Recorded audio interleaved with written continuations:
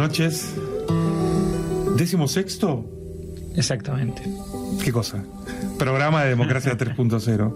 Seguimos en nuestra búsqueda por la democracia que nuestro país necesita, por discernir, entender, buscar, encontrar, utilizar los materiales que tenemos a disposición y tratar desde la innovación institucional y desde las prácticas que conocemos y otras nuevas, mejorar la calidad de vida de cada uno de nosotros, desatando el potencial que cada habitante del territorio argentino tiene.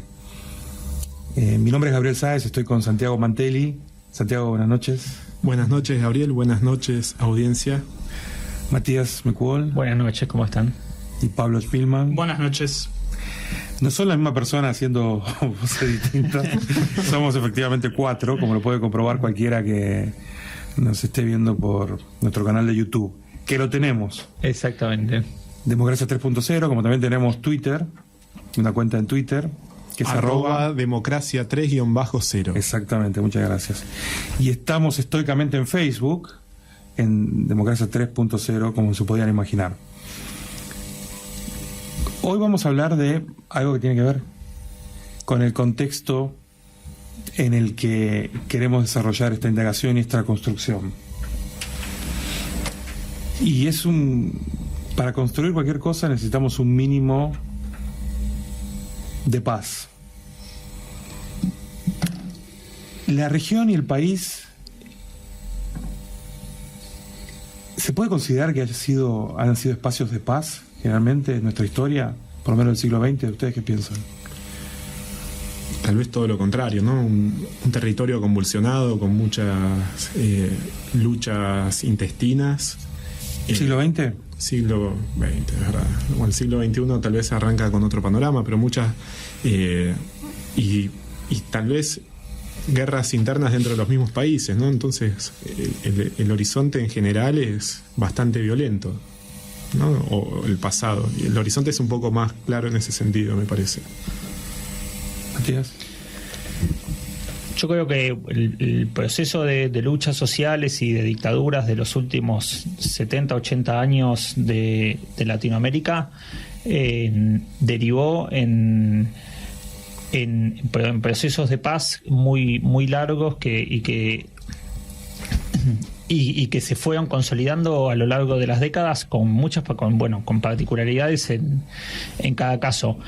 En el caso de que vamos a tratar hoy, que es el de Colombia, la particularidad que se ve, que vimos en las últimas décadas, es que los grupos guerrilleros que hubo en otros países, en tantos países de Latinoamérica, perduraron como fuerza política insurgente o paraestatal. Y eso derivó, digamos, hubo como un coletazo de guerra civil que duró 40, 50 años, ¿no? Por lo tanto, la agenda de la paz, digamos, que en la mayoría de los países de Latinoamérica se encaminó más o menos bien, más o menos satisfactoriamente, pero finalmente se encaminó y hoy presentan una institucionalidad mucho más fuerte, mucho más consolidada y una unificación territorial, digamos, porque digamos, hay realmente, efectivamente, un contexto de paz en todos los territorios nacionales. En Colombia evidentemente no lo hubo y eso retrasó el proceso de paz. Y sigue, y evidentemente a la luz de lo que pasó en el plebiscito, va a ser uno de los grandes temas de la política colombiana de los próximos 10 o 20 años, ¿no? Ahora vamos a hablar con un politólogo colombiano sobre el tema, que nos ayude a cortar un poco la distancia que tenemos sobre la situación de Colombia y a darnos un poco de perspectiva.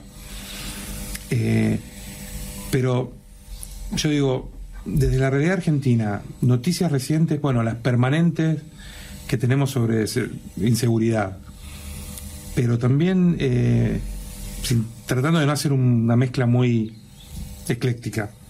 La situación está con los misiles de Malvinas y el Reino Unido. ¿Ustedes se sienten personalmente afectados por eso? ¿Sienten que es una amenaza a la seguridad o es todo un ejercicio de especulación geopolítica que no va a pasar de eso? ¿O piensan que la paz en nuestro país No, yo francamente no lo veo como una amenaza a la seguridad, ni creo que sea tomado así en ningún estamento gubernamental. Evidentemente es una cuestión que despierta sensibilidades, que hiele la susceptibilidad, porque tiene que ver con el reclamo histórico de soberanía, y la prueba del lanzamiento de misiles es una reafirmación más de parte de Gran Bretaña de que no están dispuestos a negociar soberanía, de que digamos de que no hay un diálogo previo a ninguna de las acciones de relevancia política o geopolítica que se toman en la región. Pero digamos que de ahí a pensar que eso va a tener alguna repercusión en un escenario de paz, me parece que está muy alejado de cualquier, digamos, más allá de desde qué sector se aborde o con qué perspectiva se aborde el conflicto con Malvinas. Me parece que no entra en la agenda nada que altere mínimamente la paz, ni siquiera en las regiones más cercanas geográficamente a las Malvinas. Todo esto de la base militar de Estados Unidos, de estas muestras de poder o de provocaciones o lo que sea del Reino Unido, nada conmueve al espíritu estoico de Matías Mecol, no se siente amenazado.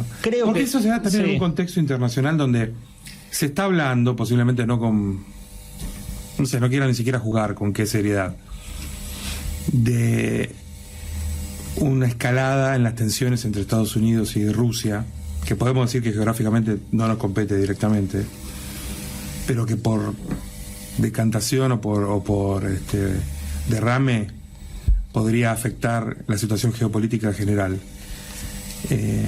¿Ustedes están tranquilos? ¿Podemos construir la democracia en paz? ¿Los problemas los tiene Colombia? ¿Estamos en paz acá? Son problemas de naturaleza distinta. También está China como gran actor y tenemos o está la perspectiva de la instalación de una base militar china también en Argentina.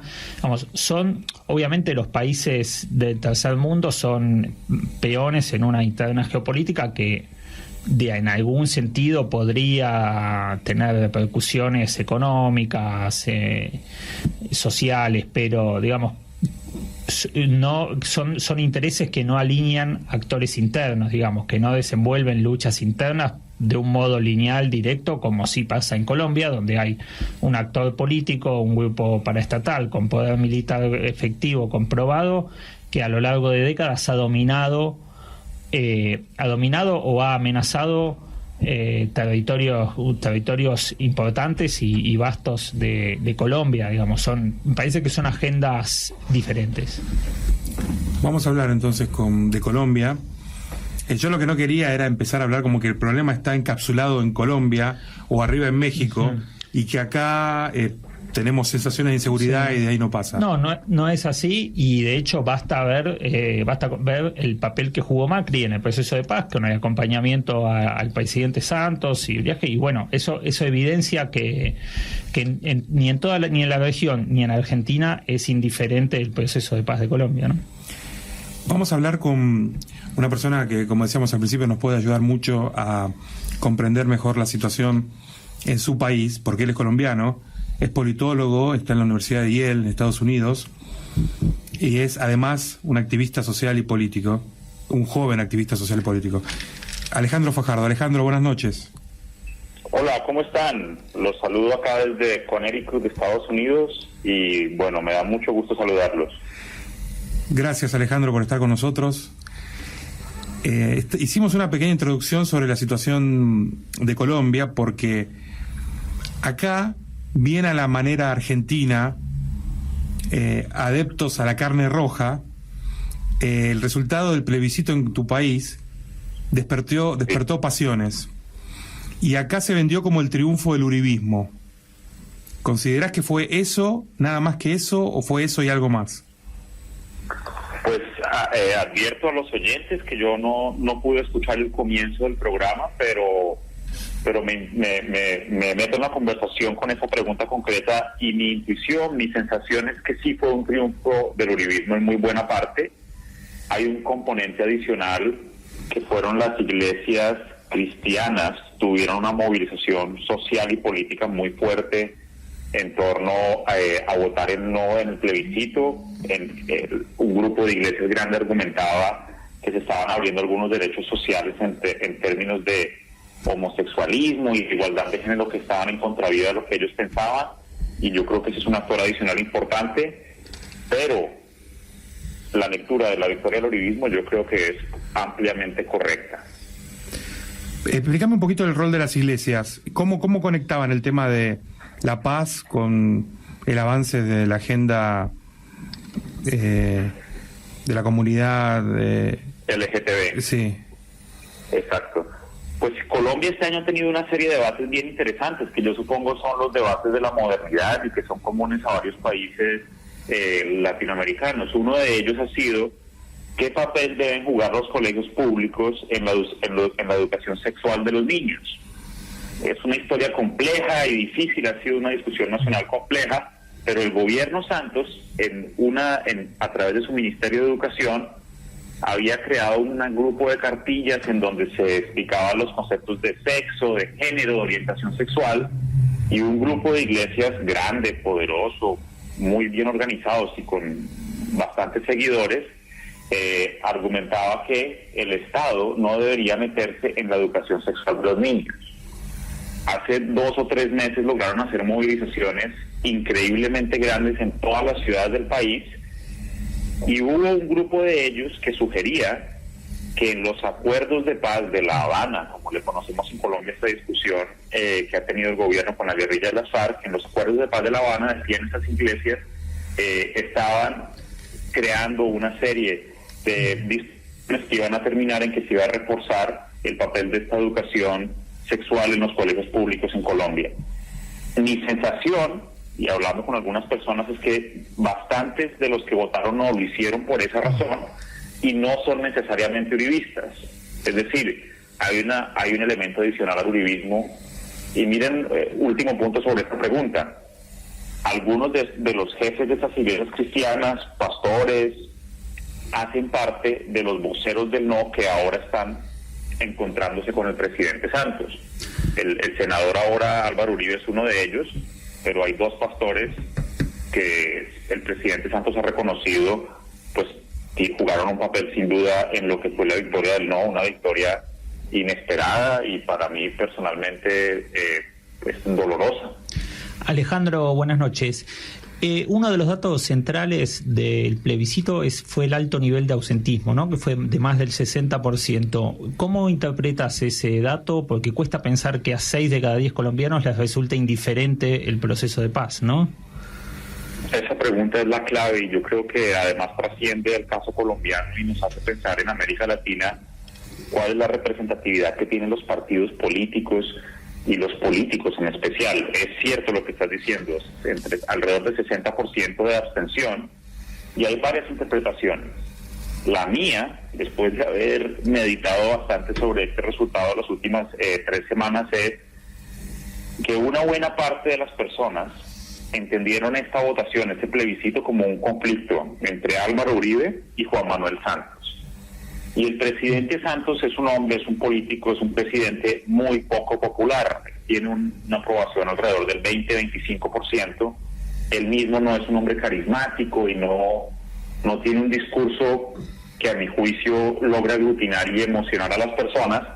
Entonces, una buena parte de la población, que yo creo habría votado sí, vio eso como un problema, como votar sí sería apoyar a Juan Manuel Santos, y decidieron no votar. Esa sería la primera, que la lectura del plebiscito en Colombia fue la de Santos versus Uribe. Y la segunda es, todas las encuestas, y esa es otra reflexión importante, el papel de las encuestas en la política electoral, indicaban que el sí iba a ganar 60 a 40%. Eso generó algo que es peligroso en política y es exceso de confianza de los del sí, y mi intuición es que no se esforzaron como lo hizo el uribismo y los del no para llevar a la gente a las urnas y que votaran. Había cierta sensación de esto ya se ganó y el problema es que vendrá después.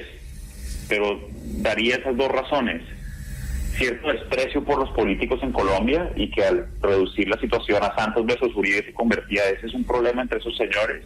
Y 2, las encuestas y un ambiente de mucha confianza del campo del sí que mi sensación es que terminó en que no se esforzaron por llevar a sus votantes a las urnas. Otro de los datos que arrojaron los resultados del plebiscito y que llamaron la atención es que en las zonas rurales donde las FARC tuvieron o tienen incidencia, ganó el sí, y en los grandes centros urbanos más alejados de esa problemática, ganó el no, lo cual indicaría que, en principio, que aquellos que fueron víctimas de la FARC están más dispuestos al perdón, a la reconciliación, o tienen una mirada más centrada en el futuro y en la convivencia. ¿Vos lo analizás de esa manera o no? Parcialmente. Los datos son ciertos. Digamos que en las grandes ciudades hubo una votación más importante por el no, especialmente en algunos centros urbanos. En Bogotá, la capital, el sí ganó por un pequeño margen. Pero es cierto que en las zonas donde mayor presencia hubo de las FARC hay mayor votación por el sí. Yo no quiero ser cínico, pero además del elemento que ya mencionas y que yo comparto parcialmente de decir, bueno, la gente que sufrió a las FARC votó por sí, quiero poner otro ingrediente en la mesa. En Colombia la política tradicional tiene unos niveles de clientelismo y de compra de votos y otras prácticas corruptas que yo creo son récord en América Latina. He hablado con personas de varios países y salvo quizás algunos países centroamericanos, en Colombia los niveles de corrupción política son bien amplios. Una de estas corrupciones es unas maquinarias electorales que son máquinas políticas que van a los lugares más humildes y más pobres del país y compran masivamente votos el día de elección. Yo quisiera creer que todos esos votos del sí en las regiones más afectadas de las FARC, por las FARC, son votos libres de personas que dijeron hasta acá llegamos con las FARC. Sin embargo, yo no tengo la evidencia para decir que no hubo una parte de esas maquinarias políticas que llevaron comprando votos a las urnas. Esa es una pregunta que hay investigadores que están trabajando, pero creo que es lo más honesto decir que yo creo que ese ingrediente estuvo ahí. Repito, que en las zonas más pobres en Colombia la política está increíblemente corrompida y mi intuición es que una parte de esa votación por el sí pudo haber sido de esas maquinarias electorales que todas apoyaban al presidente Santos y al sí. Pero entonces, no negarlo. Entonces la diferencia por el no hubiera sido mayor aún. Habría sido mayor aún, sí. Ahora, el no tuvo un problema y no sé si ustedes ya hablaron de lo que pasó desde el plebiscito, que fue el 2 de octubre. Hubo dos cosas muy importantes. La primera, el gerente de la campaña del no, el jefe político de la campaña del no, del que coordinaba todo, hizo una entrevista muy desafortunada después de 2 días de su victoria, diciendo que toda la publicidad y todos sus discursos políticos lo que buscaban era engañar a las personas, generar rabia y que salieran a votar con rabia contra las FARC. En Colombia las FARC no tienen apoyo popular, salvo algo muy reducido, 2 o 3%. Es decir, la rabia contra las FARC existe en Colombia. Y lo que este señor, Juan Carlos Vélez Uribe, dijo en una entrevista fue que ellos habían votado tratando de movilizar la rabia y que encontraron que la forma de movilizar la rabia era diciendo mentiras. Cosas que en los acuerdos no estaban, ellos lo usaron en su publicidad política. ¿Y esas declaraciones tuvieron impacto? ¿Sí? ¿Esas declaraciones tuvieron un impacto fuerte en la opinión pública? Fuertísimo. Y a este hombre pues lo echaron del partido, lo sacaron lleva 10 días totalmente en silencio, pues renunció en público, pero indudablemente fue un golpe gigantesco para el expresidente Uribe y para el campo del no, porque quedó en evidencia pues algo que todos sabemos en política ocurre en algún tipo en alguna forma de política, que es decir mentiras, pero quedaron en evidencia por ellos mismos. Y lo otro que pasó, importantísimo, fue que el presidente Santos se ganó el Nobel de la Paz. Podemos hablar más de eso si quieren, pero eso le devolvió a Santos indudablemente pues momentum político y le dio fuerza en su negociación. Sin lugar a dudas, el Nobel de Paz para Juan Manuel Santos fue un ingrediente político adicional. Si no se hubiera ganado ese Nobel de Paz, yo creo que estaría en muchísimos más problemas de los que está hoy. Entonces, Alejandro, un poco como pasó en el Reino Unido después del plebiscito por el Brexit, pareciera que los pueblos sienten una especie de resaca. No sé si Colombia usan esa palabra para el malestar que uno tiene después. Bueno, y de hecho muchos en el Reino Unido decían que no habían entendido bien la consigna, o por lo menos los las consecuencias de la decisión que habían tomado colectivamente. ¿Pasó algo similar en Colombia o está pasando algo similar? ¿Se está aclarando el panorama en ese sentido? De lo que el pueblo está reconociendo su verdadera voluntad, sobre todo en una construcción proactiva y no reactiva contra la FARC. Esa es muy buena pregunta. En Colombia le decimos, la palabra usual con la resaca es guayao, pero digamos que también usamos resaca alguna vez.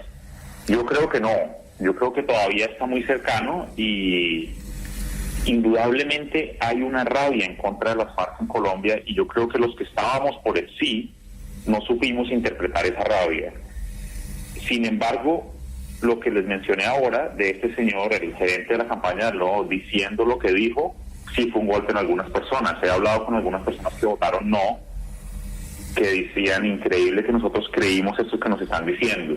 Ese fue un golpe, pero yo creo que a Colombia todavía no le ha llegado el final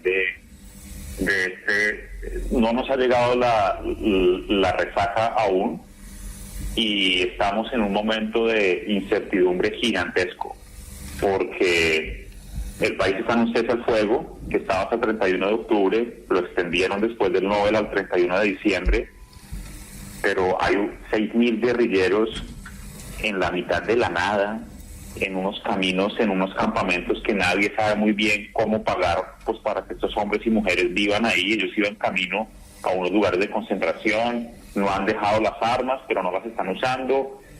El campo del no es muy agresivo. En Colombia, para leer la política hay que leer Twitter, y si ustedes ven el Twitter del expresidente Uribe, pues llama mentiroso, tramposo al presidente Santos en esta semana.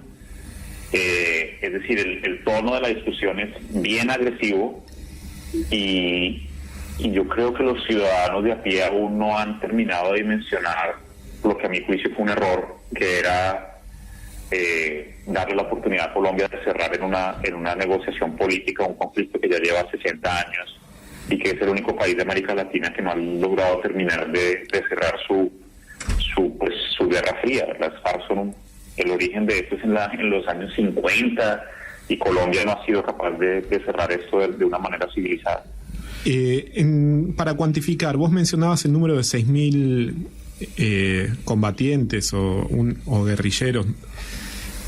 ¿Ese es el número total que hoy en día está movilizado en Colombia, o incluso hay algunos más que de alguna manera están medio en retirada pero que formarían parte de la FARC?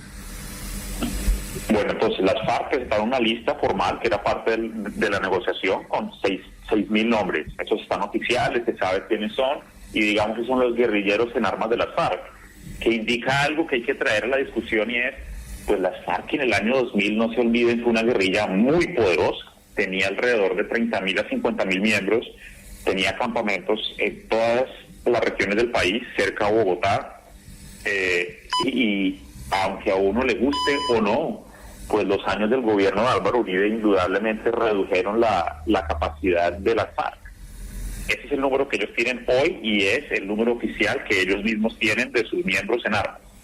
Ahora, hay unos grupos de apoyo urbano en algunos, pues en universidades públicas, en algunas organizaciones cercanos ideológicamente a las FARC, pero que no hacen parte de este número que yo doy. Es decir, las FARC son más de 6.000 personas, pero la cifra que di son los guerrilleros en armas que están en campamentos, pues en una situación bien problemática, porque repito, ¿para dónde van? Si no hay acuerdo, no hay negociación, no hay condiciones, hasta el 31 de diciembre ahí estarán,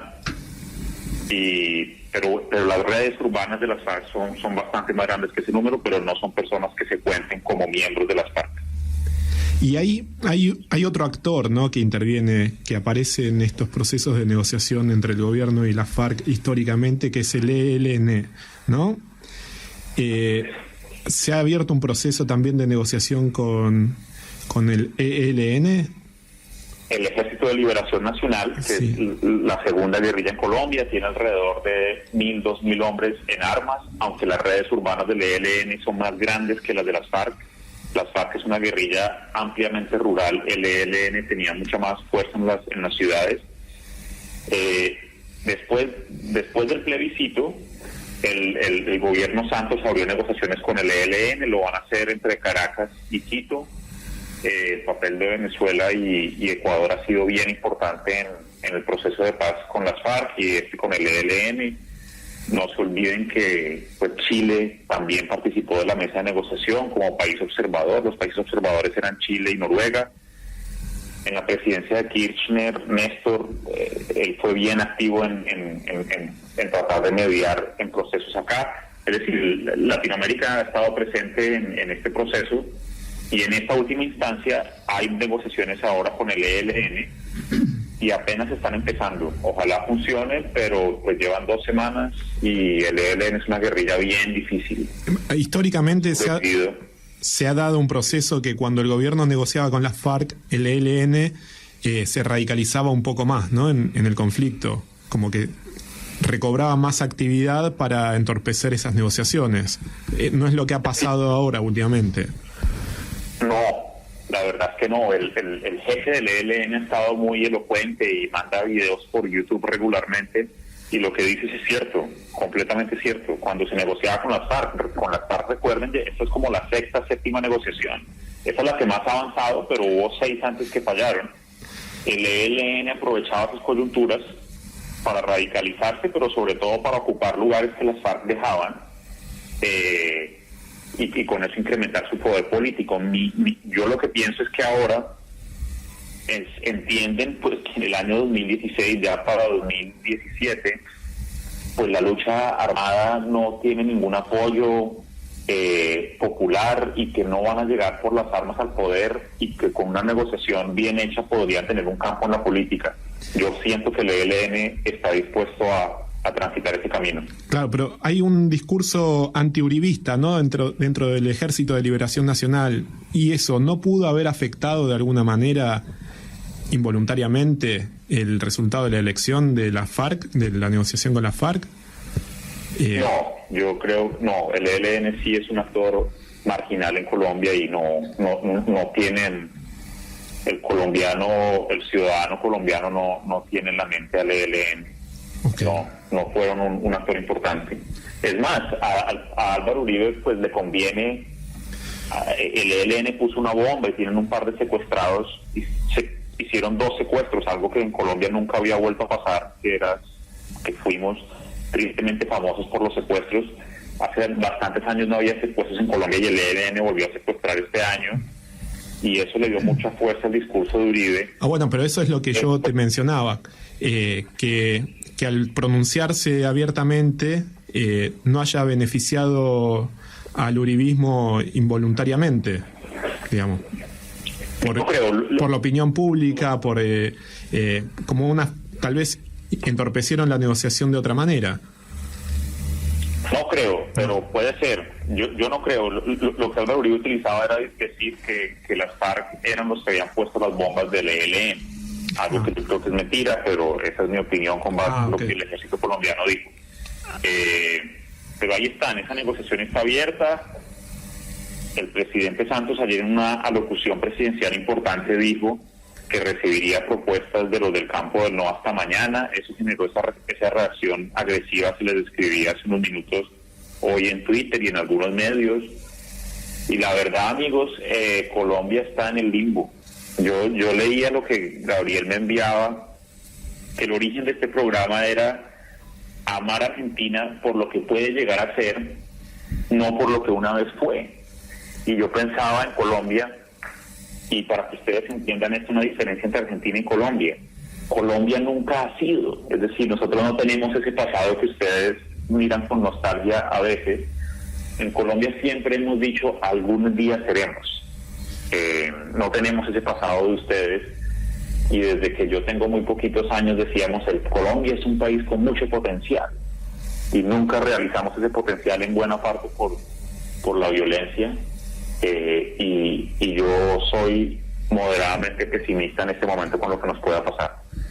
Alejandro, te quería preguntar justamente por el futuro, que creo que es inevitable la pregunta. Hay una incertidumbre lógica que vos mencionabas, porque en el medio de la vorágine de un proceso histórico de esta magnitud es difícil saber en qué va a decantar, pero ¿qué expectativas, qué perspectivas ves en función del acomodamiento de fuerzas de las últimas semanas? O te lo pregunto de otra manera, ¿qué tendría que pasar para que los colombianos liberen ese potencial que vos mencionabas recién y dejen definitivamente atrás esta etapa que ya lleva unas cuantas décadas? Pues muy buenas preguntas. Te respondo la primera sobre qué creo yo que puede pasar.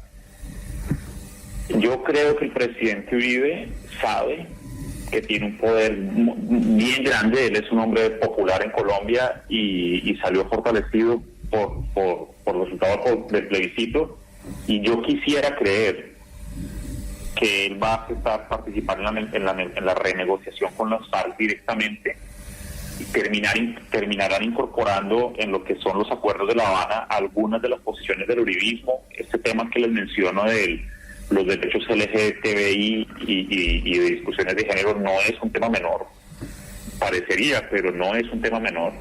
Yo creo que ellos terminarán moderando algunos aspectos de esos temas liberales de educación y quizás algunos temas de justicia y de reforma rural, y yo creo que terminaremos teniendo algunos acuerdos que terminen con el ciclo de las FARC y probablemente el ELN también el próximo año. Eso es lo que yo quiero creer, y por lo que alcanzo a leer en el contexto, eso es lo que va a ocurrir, pero como les decía hace unos minutos, no está fácil, y hay una posibilidad. Yo creo que no va a ocurrir, pero sería ingenuo pensar que no existe, que esto se reviente y que el 31 de diciembre Colombia vuelva a la guerra.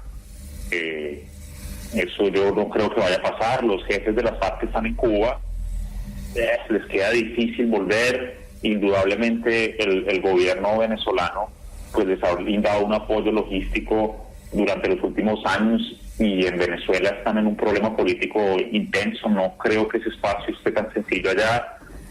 En fin, no quiero pensar mucho más de eso. Yo creo que, como dije hace un segundo, Álvaro Uribe y las otras cabezas del no aceptarán participar y se llegará a un nuevo acuerdo, pero va a ser doloroso, va a ser largo, y hay el riesgo que no ocurra. Y con respecto a la otra pregunta, que hablé muchísimo con mi amigo Gabriel sobre esto, no solo en Colombia, sino en América Latina, yo no tengo la respuesta a cómo liberar el potencial, pero dejo dos ingredientes rápidos para no extenderme en esa respuesta. Indudablemente, pues la seguridad es un prerequisito para que ese potencial creativo de los latinoamericanos se libere. Y además de las FARC y el ELN, que es el caso colombiano, yo sí quiero dejarles sobre la mesa, que creo que es importante para Argentina y para los demás países, tres ingredientes que acentúan ese problema de violencia. Uno, las desigualdades sociales. Esta es la región más desigual del mundo, y yo creo que las desigualdades sociales son un caldo de cultivo para diferentes formas de violencia. Dos, el narcotráfico, que quizás es solo una expresión de esas desigualdades sociales, pero indudablemente el narcotráfico, que en nuestra región es importante. Ahora en Santa Fe sé que lo han vivido, y algo conozco de redes de microtráfico que existen en Buenos Aires, pero digamos, por lo menos en la parte norte de América del Sur, en Colombia, Perú y Ecuador y Venezuela, el narcotráfico es un ingrediente que destruye oportunidades. Y el último es la corrupción.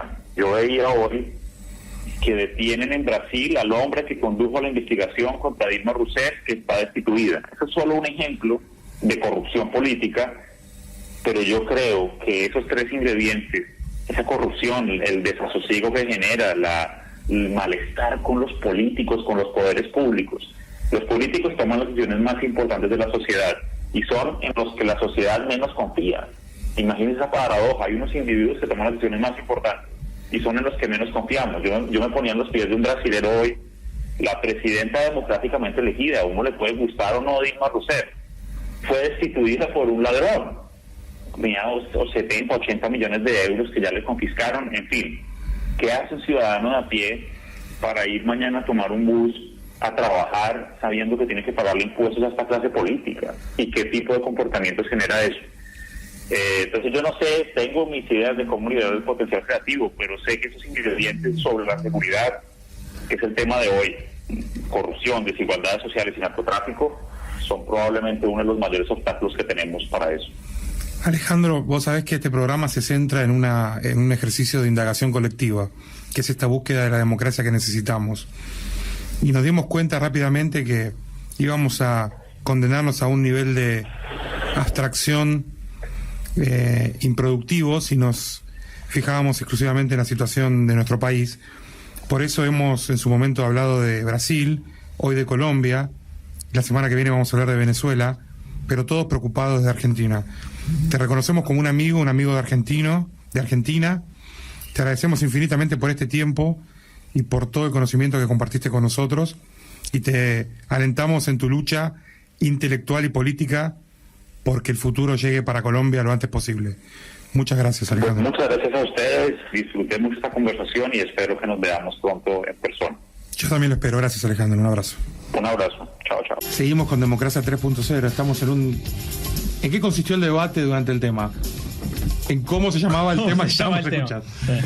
Pero interesante, es medio desagradable, ¿no? Elogiar una propia entrevista y... Gran entrevista, digámoslo. No, pero es un politólogo joven y muy comprometido en política. Y él señalaba en un momento las amenazas para la paz o las cadenas que restringen la liberación del potencial de los latinoamericanos. Y una era la desigualdad, pero en general lo que permeaba todo el discurso de él y la situación de Colombia en general, y yo creo que crecientemente la nuestra, es la violencia. Y hoy no podemos evitar mencionar el miércoles negro, las marchas que tienen lugar en la ciudad de Buenos Aires, el reclamo por el fin de la violencia contra las mujeres y la violencia en la sociedad en general.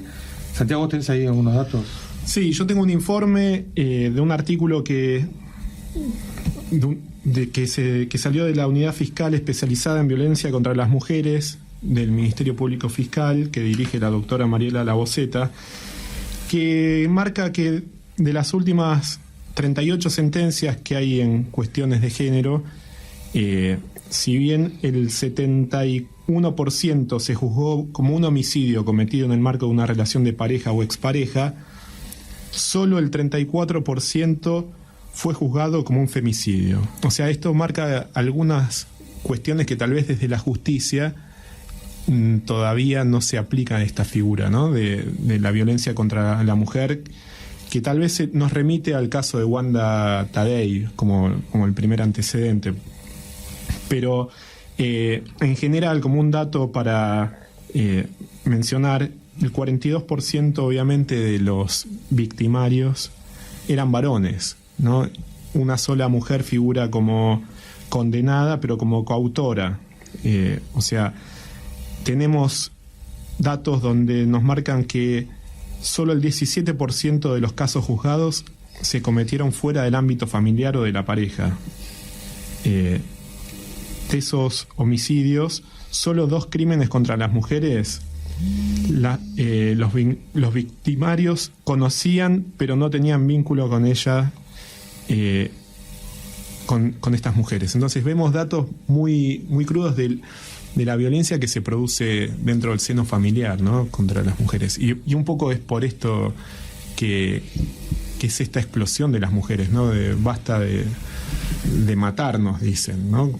Que es muy difícil que se considere exclusivamente contra la mujer o contra una mujer, porque si una mujer de una familia es afectada, es la principal víctima, sí, pero afecta toda la vida familiar Ahora, no es un problema doméstico, digamos. Claro. Pero ¿cómo evalúan ustedes la estrategia de plantear el tema desde el punto de vista de la violencia exclusivamente hacia la mujer y no la violencia en general hacia los débiles, ¿no? Ancianos también lo sufren, niños también. ¿Es un tema de número, de impacto estadístico, o en la opinión de ustedes? ¿O es una estrategia de promover una causa para que sea efectiva y llamativa? Yo creo que se está dando una tendencia creciente no solo en la Argentina, sino que en otros países de la región. Entonces, como que un poco...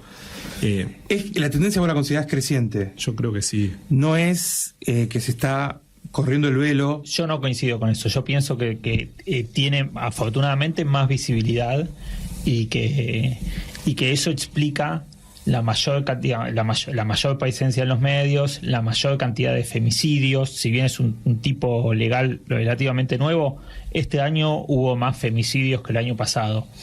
Me cuesta pensar que efectivamente hubo más mujeres atacadas, asesinadas por el solo hecho de ser mujer que el año pasado. Más bien tiendo a pensar que estamos desarrollando una conciencia, una sensibilidad hacia el tema que hace que esos crímenes sean más visibles y tengan el impacto que deben tener.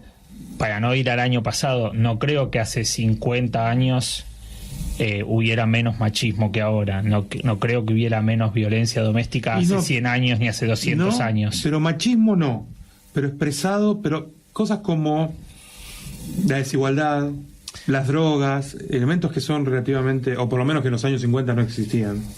No vienen a contribuir su... Hay un factor de importancia que es el crecimiento de la actividad profesional de la mujer, de la independización, que me parece que eso es uno de los factores que hace que, a mi juicio, aumente esta violencia de género. ¿Por qué? Porque, bueno, hay hombres que no se encuentran en ese rol, hombres que quieren dominar al sexo opuesto y bueno, despiertan esta horrorosos, ¿no?, conductas, pero me parece que viene por ese lado, por el nuevo rol de la mujer que es más independiente y que lamentablemente hay gente que no lo permite, ¿no?, que no lo entiende.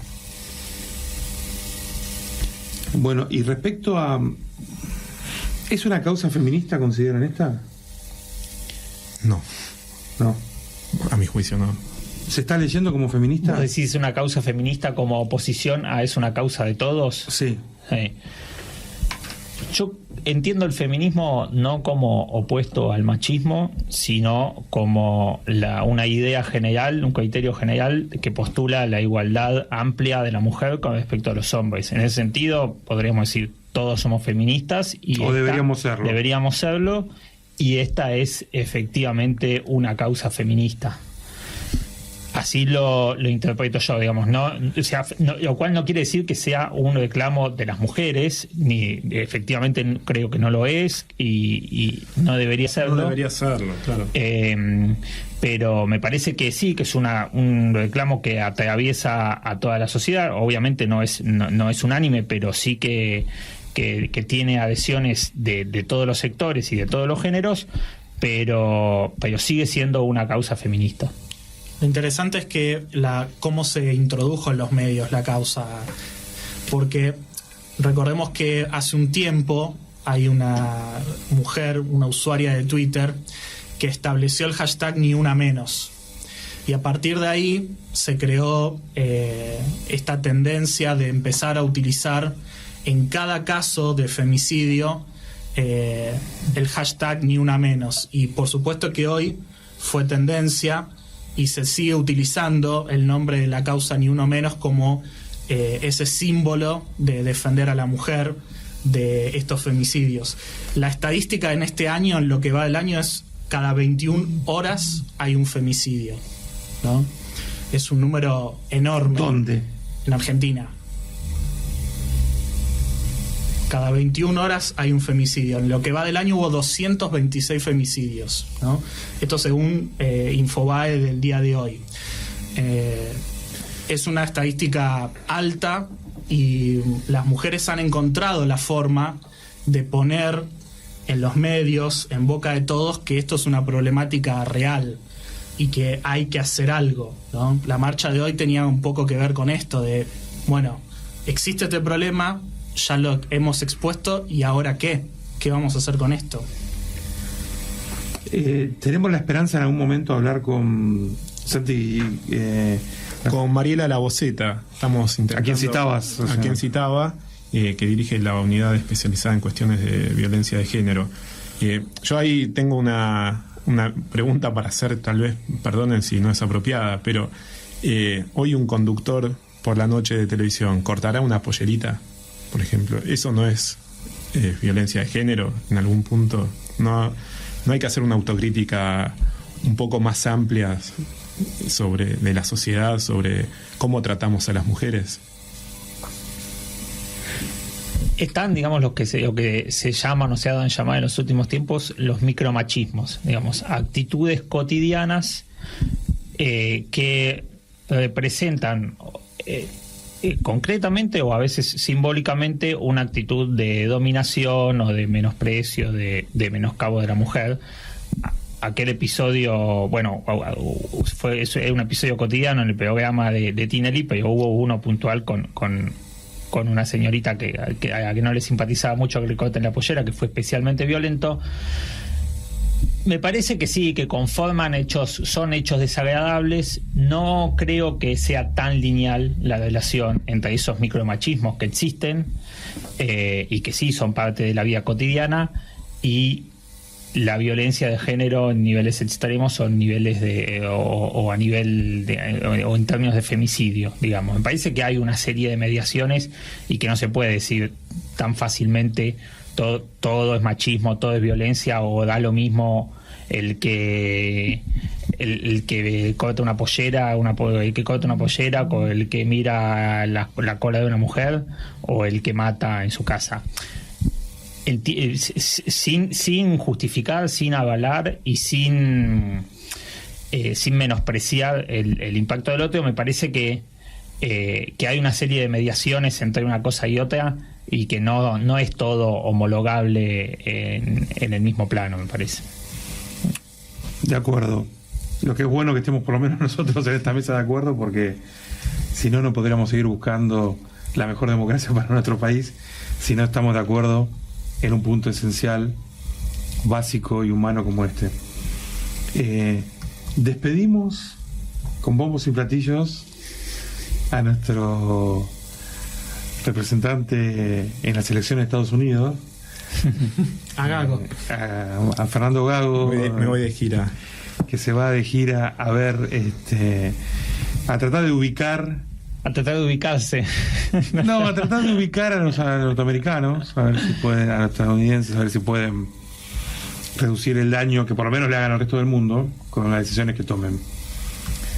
Pero Santiago se va de viaje por un par de semanas. Por 2 semanas la verdad no me van a extrañar. Quedan en manos de una de las mentes más brillantes que tiene nuestro país, que es Gabriel Sáez, y un periodista que sin duda va a ser revelación, ¿no? Que el semillero de Democracia 3.0 tiene a Matías Esmecuol afiladísimo. Gracias por lo de semillero, porque me hace sentir joven. Y yo también, si me estuviera por ir de viaje, regalaría elogios. Especialmente si no estuviera seguro que lo volvería a ver. Pero sí, Santiago va a volver. Y espero que el productor estrella Pablo Spielman también ocupe un rol destacado y pueda... Alias el pulpo Spielman. Voy a tratar de estar a la altura. Bueno, es bueno terminar un programa en el que nos centramos, entre otras cosas, sobre las amenazas a la paz y la violencia en un tono de distensión. Gracias a todos y volvemos la semana que viene. Buenas noches. Buenas noches. Buenas noches.